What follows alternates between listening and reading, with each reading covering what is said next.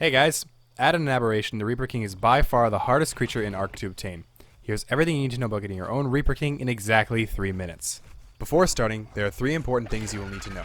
To get a Reaper King, you must be impregnated by a Reaper Queen. Her level will act as the base level for the Reaper King, and only the person who is impregnated can imprint on the baby Reaper King. When attempting to get a Reaper Queen to impregnate you, you'll want to make sure that you have the following items: a glow pet with high charge capacity, a minimum of 3 hazard suits, a shield with high durability, a mount capable of taking on Reaper Queens, 8 stone dinosaur gateways or materials for whatever trap you plan on using, a magnifying glass, and I would recommend bringing a friend with you to help you out.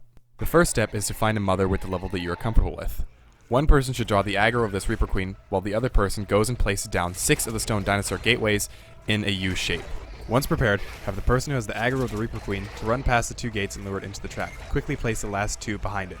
Once the Reaper Queen is trapped, start attacking it until you start to see blood.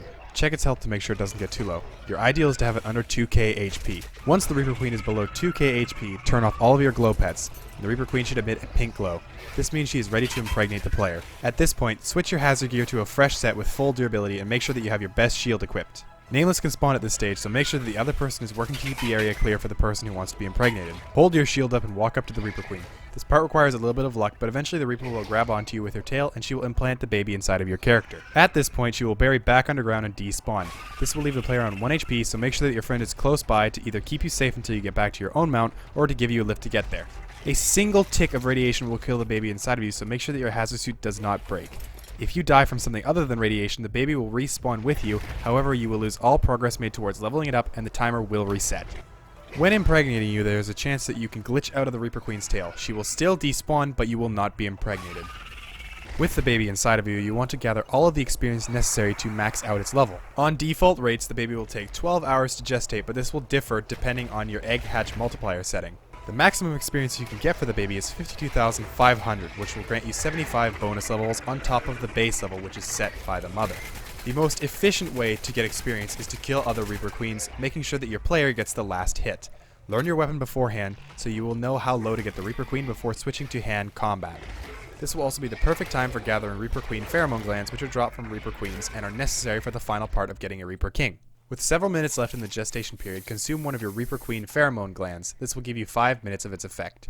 You'll want to make sure that you're in an enclosed area, so that when the baby pops out of your chest cavity, it cannot run off. When the gestation timer reaches 0, the baby will emerge from your chest and leave you on 1 HP yet again. You can only claim the baby if you have the pheromone gland buff active. If this buff expires while the Reaper King is at less than 10% maturity, it will try to kill you. This will, however, do nothing if you are on PvE. Furthermore, it will not obey your commands unless it has grown to 10% maturity. At this point, you can bring it out of its locked room and treat it as any other baby. Imprinting is straightforward as it will want the same things as any other young you would find on Apparition. Feed it raw meat until it has matured into a fully grown adult.